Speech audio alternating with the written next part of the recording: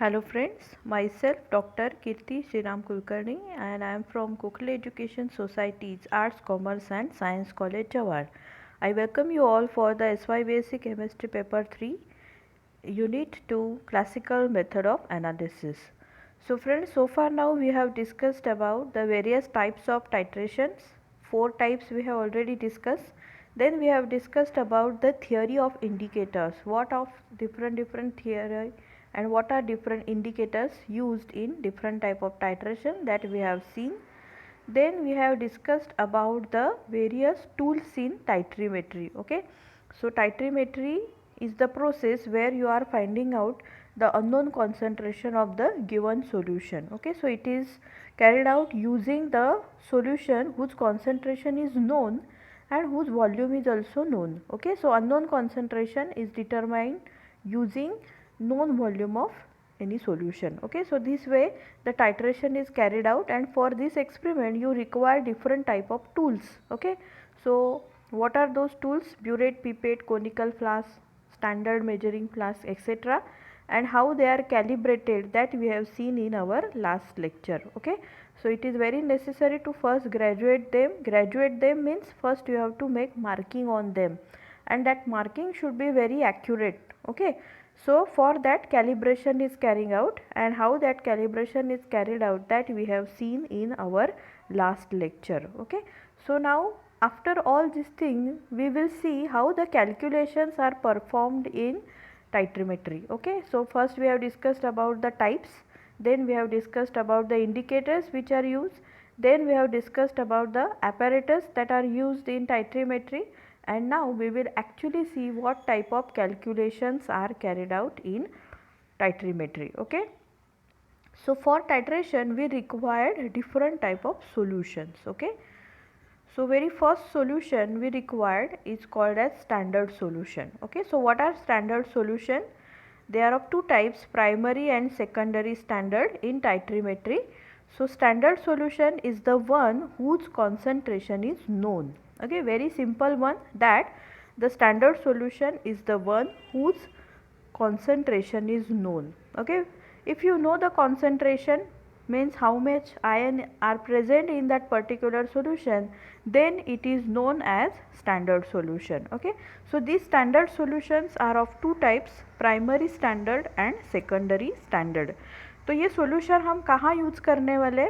Just now I explain you that in titrimetry you have to find out the concentration of unknown sample, right?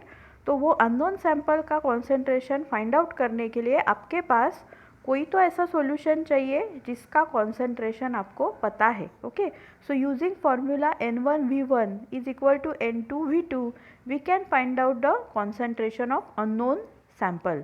लेकिन उसके लिए जो burette में आप solution भर रहे हो, you are filling the solution in the burette whose concentration must be known, right?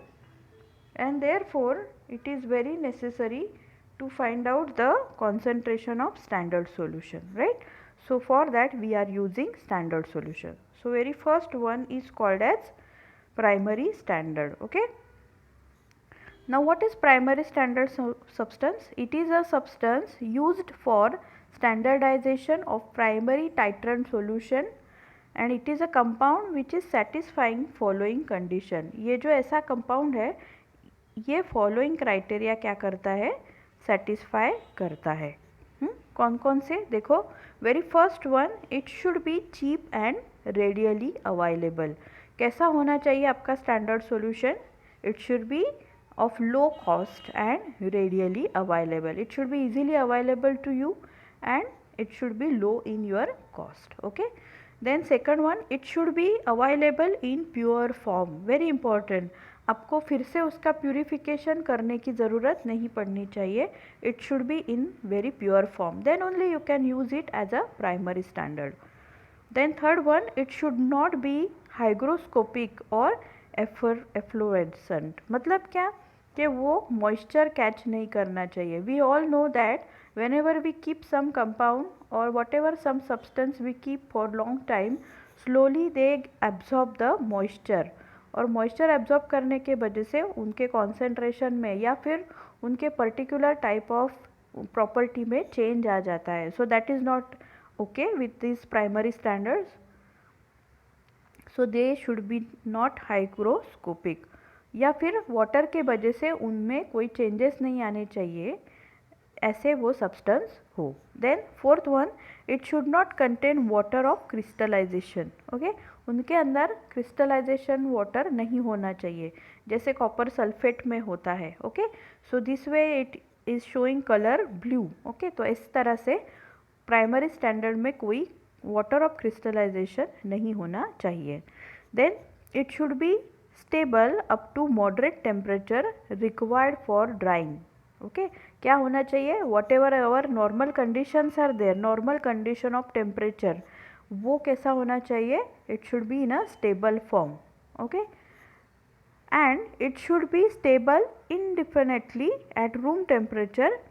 This means its composition should be unchanged during the storage.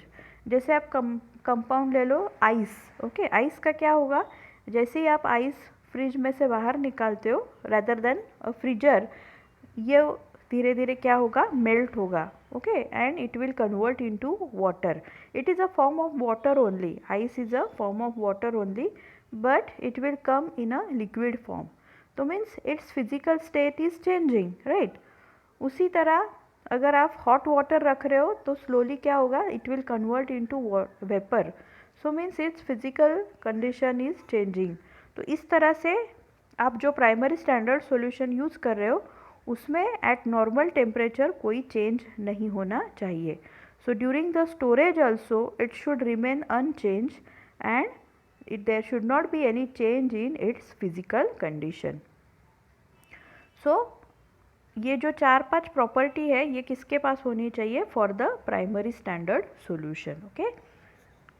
Next one, it should have a high molecular mass so that weighing errors are minimum, okay.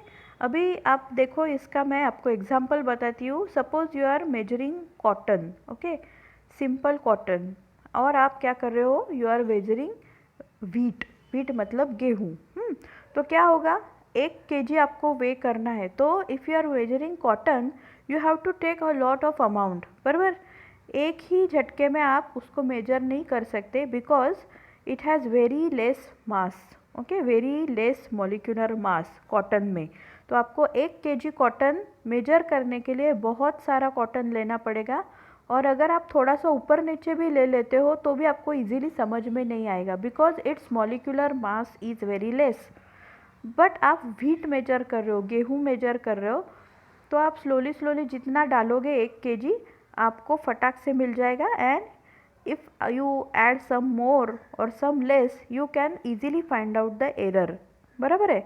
Suppose you are measuring coins, 1 kg coins आप measure कर रहे हो, तो coin डालने के बाद भी क्या होगा? इजीली आप वेट चेंज हो रहा है तो इजीली डिटरमाइन कर सकते हो. Now getting my point means जो कंपाउंड आप वे करने वाले हो अगर उसका मॉलिक्यूलर वेट या मॉलिक्यूलर मास अच्छा है then there will be less error. जैसे कि एग्जांपल क्या दिया मैंने? कॉटन, कपास जिसे हम कहते हैं, देन गेहूँ, okay, and the third example is of coins, okay. तो ये ऐसी चीज़ें हैं जिसमें मॉलिक्यूलर मास बढ़ रहा है, okay. So if it is less molecular mass, अगर कोई हल्की चीज़ है तो वो ऊपर नीचे भी हो जाए 1 kg से तो उसमें एरर पता नहीं चलेगी. बट आप हेवी चीज़ ले रहे हो तो क्या होगा? The error can be easily determined, right. So this way what will happen, whatever standard you are using, primary standard, it should have high molecular mass so that weighing errors are minimum. उनके अंदर क्या होगा? weighing error कम से कम होगा. then the substance should be radially soluble. वो कैसा होना चाहिए? जो आप as a primary standard use कर रहे हो it should be readily soluble. जिस सॉल्यूशन में आप बना रहे हो, जैसे कि आप suppose you are preparing in water, most of the case we use water, तो it should be readily soluble. अगर उसके क्रिस्टल ऐसे ही बच जाते हैं तो it is of no use, okay. So जितना क्वांटिटी आप ले रहे हो वो इजीली वाटर में सॉल्यूबल होना चाहिए. Then only we can say that it is useful, it should be radially water soluble. Then the reaction with the standard solution should be stoichiometric and instantaneous. जो भी रिएक्शन उसकी होगी दूसरे solution के साथ वो कैसी होनी चाहिए, it should be very very stoichiometric, 1:1, 1:2, जो भी रेशो आपका है वो प्रॉपर होना चाहिए and it should be stable also and it should B instantaneous. जो भी रिएक्शन दिखाएगा इट शुड बी रैपिड। अगर उसमें बहुत टाइम लग रहा है तो आपका रिएक्शन कंप्लीट नहीं होगा जल्दी and you will not get end point fast, right? So therefore the reaction should be instantaneous and the titration error should be negligible. तो जो टाइट्रेशन एरर आएगा वो क्या होगा, कम से कम होगा। I hope you remember the titration error definition. What is titration error? It is the difference between equivalence point and and point. Okay, अभी ये क्या था, आप अपने लास्ट वीडियो देखो कुछ तो आपको पता चलेगा। Equivalence point means where the reaction actually get completed. Okay, आपका टाइट्रेंट और टाइट्रेंट इसका रिएक्शन जैसे ही ख़त्म होता है physically and theoretically, then it is called as equivalence point. लेकिन वहाँ पे आपको कलर चेंज नहीं मिलता। when you add one extra drop of titrant from the burette solution then you get the color change and that is called as end point. तो ये end point और equivalence point में जो difference है that is called as titration error. So suppose your primary standard solution is stoichiometric and instantaneous and if the reaction is rapid then obviously you will get the titration error which is very negligible, right? So these all conditions should be fulfilled by your primary standard solution. तो कोई solution अगर ये सारे criteria fulfill करता है तो उसे हम क्या कर सकते हैं, we can use it as a primary standard. We can fill it in a burette whose concentration is known and it can be act as primary standard. मतलब ये solution हम दूसरों का concentration find out करने के लिए use कर सकते हैं. Okay, so that is called as primary standard. So what are the example? Potassium dichromate and succinic acid. So potassium dichromate and succinic acid can be used as primary standard solutions, right? Now see, the second one is called as secondary standard. अभी हर time ये जो दो solutions है जैसे कि primary standard हमेशा वही यूज़ नहीं कर सकते है ना। So many chemicals are there, so many metal ions are there, different type of substances are there जिसके लिए हम टाइट्रीमेट्री मेथड यूज़ करते हैं। तो every time you cannot use primary standard, so some time you have to use secondary standard. Okay, तो अब ये secondary standard कैसे होते हैं, see here, may be hygroscopic and efflorescent. मतलब क्या कि ये थोड़ा सा मॉइस्चर कैच कर सकते हैं। Okay, when you are storing them they can catch some type of moisture. Okay, so थोड़ा मॉइस्चर कैच करते तो भी वो चलेगा but they will be called as secondary standard. It may contain water of crystallization, obviously उनके अंदर भी अगर वाटर ऑफ क्रिस्टलाइजेशन है तो that can be okay with secondary standard.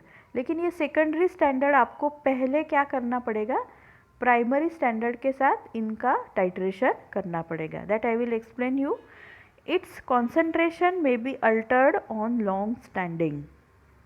Third point है कि अगर हम इसको स्टोरेज में रख रहे हैं तो उसका कॉन्सेंट्रेशन थोड़ा सा ऊपर नीचे हो गया तो भी चलेगा। Okay, during the storage it's concentration may be altered on long standing. एक साल के लिए रखा है और उसका कॉन्सेंट्रेशन थोड़ा सा चेंज हो गया, then it is okay. Then fourth one, it need to be standardize with primary standard before its use. मतलब सेकेंडरी स्टैंडर्ड सॉल्यूशन आपको यूज करने से पहले उसको स्टैंडर्डाइज करना है। और किसके साथ स्टैंडर्डाइज करना है, प्राइमरी स्टैंडर्ड के साथ। Okay, so first you see the example. Examples are NaOH and Na2H2O3. Okay, so sodium sulfate, sodium thiosulfate, these type of solutions and your common NaOH are used as secondary standard. तो हम कब से ये chapter के शुरू से देख रहे हैं कि we are filling NaOH in burette, we are filling NaOH in burette means what, NaOH is a common burette solution. Okay, पर यहाँ हम पता कर रहे हैं कि it is a secondary standard, it is not a primary standard. तो जब जब हम आप लोगों को means whenever teacher is providing students NaOH, first it is standardize. तो हम लोग क्या करते हैं, पहले हम लोग लैब में NaOH बनाते हैं और आपको देने से पहले उसको हम लोग स्टैंडर्डाइज करते हैं, मतलब उसका कॉन्सेंट्रेशन जो बनाया, अभी देखो जैसे 0.1 नॉर्मल बनाया है या 0.5 नॉर्मल सॉल्यूशन बनाया है NaOH का, तो दूसरे दिन आते आते वो क्या होगा, शायद उसका कॉन्सेंट्रेशन थोड़ा चेंज हो जाए। So before the use we first standardize it, और उसकी नॉर्मेलिटी हम लोग मेजर करके रखते हैं। किसके साथ उसको टाइट्रेट करेंगे, अब भाई NaOH बेस है तो obviously we will titrate it with succinic acid, क्योंकि सक्सिनिक एसिड क्या है, primary standard, right. So this way we can find out its concentration. Secondary standard को पहले स्टैंडर्डाइज करना पड़ता है with the primary standard and then they can be used as a secondary standard. तो आप जब लोग NaOH भरते हो ब्यूरेट में, but NaOH is not a primary standard, first हम लोग उसको क्या कर लेते हैं, फर्स्ट वी स्टैंडर्डाइज इट, उसकी नॉर्मेलिटी फाइंड आउट कर लेते हैं and then we can use them to find out the unknown concentration. जैसे कि HCl हो गया, एसिटिक एसिड हो गया, इसका कॉन्सेंट्रेशन निकालने के लिए हम लोग ये NaOH यूज़ करते जो पहले से स्टैंडर्डाइज करके रखा हुआ है। Okay, so this way now we have discussed about the primary and secondary standards. Okay, so now how the calculations are carried out, that we will discuss now. See here, very important calculations of titrimetry. Now basic concept involved in calculations are molarity and normality. These are very important term. जैसे ही आप solution बनाते हो कोई भी solution, तो उसका किस term में कैलकुलेशन होना चाहिए, molarity and normality. Okay, so first of all we will see what is molarity. So molarity is defined as number of moles of solute और analyte dissolve per liter of the solution. Okay, क्या है, very simple formula, molarity is number of moles. Okay, molarity is number of moles, और एक मोल क्या होता है, Avogadro number. तो जितने मोल आपने लिए हुए that is called as number of mole of that solute. Solute मतलब जो हम लोग आपके सॉल्वेंट में डिजॉल्व करने वाले हैं, और सॉल्यूट और सॉल्वेंट मिलके क्या होता है, सॉल्यूशन। ओके, सो ये तीन टर्म आप अच्छे से याद कर लो। सॉल्यूट मतलब जो डिजॉल्व करेंगे, जैसे कि NaCl हो गया, नमक है ना, और water is your solvent, and when you mix solute and solvent it will give you solution. Okay, so molarity में क्या होता है, number of solute, number of moles of solute dissolve in per liter of solution. अभी क्या है, solution term use किया हुआ है, मतलब जब solution बन गया तो कितना लीटर solution में आपने उसको dissolve किया है, that is called as molarity. So molarity is abbreviated by the letter capital M. कैसे दिखाते हैं, with capital M. So molarity is equal to moles divided by liter, very simple formula, molarity is equal to moles per liter. Moles किसके, solute के, जिसको dissolve करेंगे, और liter किसके, total solution, solute और सॉल्वेंट मिलके जो बना हुआ है टोटल सॉल्यूशन, उसके liter per liter. Okay, so now see, moles is equal to molarity into liter, cross multiplication किया हुआ है, so molarity is equal to moles upon liter. Now next, for relatively small quantities encounter in titration where ml are used, ml means milliliter. अभी हर time तो हम लोग litre में solution नहीं बनाएंगे, तो अगर आपका क्वांटिटी कम है तो हम लोग किस में बनाएंगे, मिलीलीटर में। ओके, सो मिलीलीटर में कैसे फॉर्मूला कैलकुलेट करना है, मिली मोल्स। लीटर अगर मिलीलीटर हो गया तो मोल्स क्या हो जाएगा, milli moles. Okay, so milli moles is equal to molarity into ml, that is millilitre. तो देखो मोलैरिटी चेंज नहीं होगा, it will be constant, only क्या चेंज होगा, लीटर मिलीलीटर हो गया और मोल्स मिली मोल्स हो गया। Okay, so molarity will remain same as it is a constant, where molarity is expressed in m मोल पर ml. अभी ये m मोल पर ml क्या है, m is a number, okay, जैसे कि 6 moles per ml, 10 moles per ml, है ना। तो आप ये फॉर्मूला देख के कंफ्यूज मत हो जाना। Molarity is express in m moles per ml। m मतलब कोई नंबर है, जैसे कि 10 मोल पर ml या 1 मोल पर ml, ओके। तो सिंपल है, either it can be calculated in litre or it can be calculated in milliliter, okay. Now for a reaction where an analyte A react with the titrant T to give the product P, ये बहुत simple है।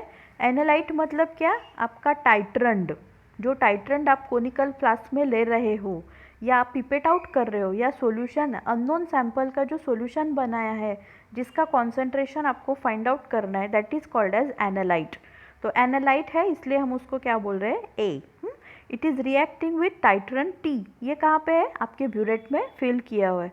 तो आपको तो पता है reactants when they react with each other they will give you the product, so product is given by P, so A plus T gives you P, very simple, analyte plus your titrant gives you P, P means product.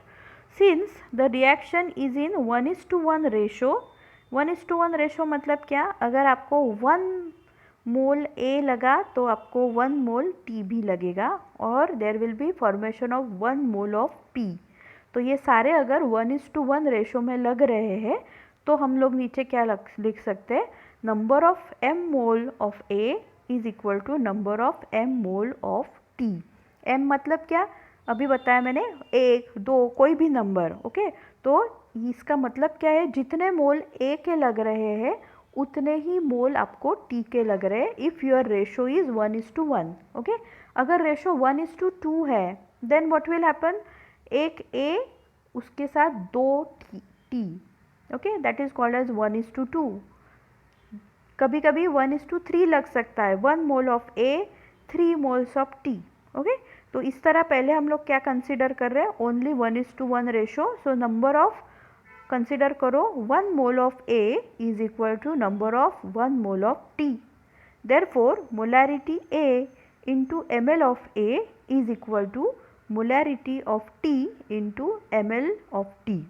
जितने मोल A है उसको multiply करो उसके ml के साथ as equal to molarity of T, जितने moles आपको T के लग रहे उसके साथ मल्टीप्लाई करो उसकी milliliter value T, okay. So therefore when you calculate the multiplication it will give you the formula MAVA is equal to MTVT, okay, very simple, कोई डिफ़िकल्ट नहीं है। MAVA मतलब मोल्स ऑफ A और volume of A, है ना। ml क्या है, volume, litre millilitre ये क्या है, वॉल्यूम, ओके। तो जैसे फॉर्मूला N1V1 था उसी तरह ये फॉर्मूला है N1, N क्या होती है, नॉर्मेलिटी, एंड हियर M क्या है, molarity, okay. So it is not very difficult formula, it is as simple as N1V1 is equal to N2V2. Here we are writing MAVA is equal to MTVT.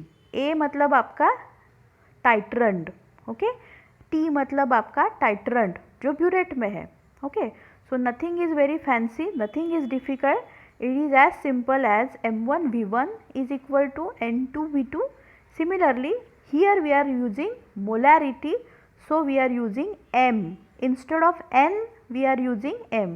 So it is very simple formula, number of moles of A into volume of A is equal to number of moles of T, molarity, into volume of T. MAVA is equal to MTVT. Very simple formula.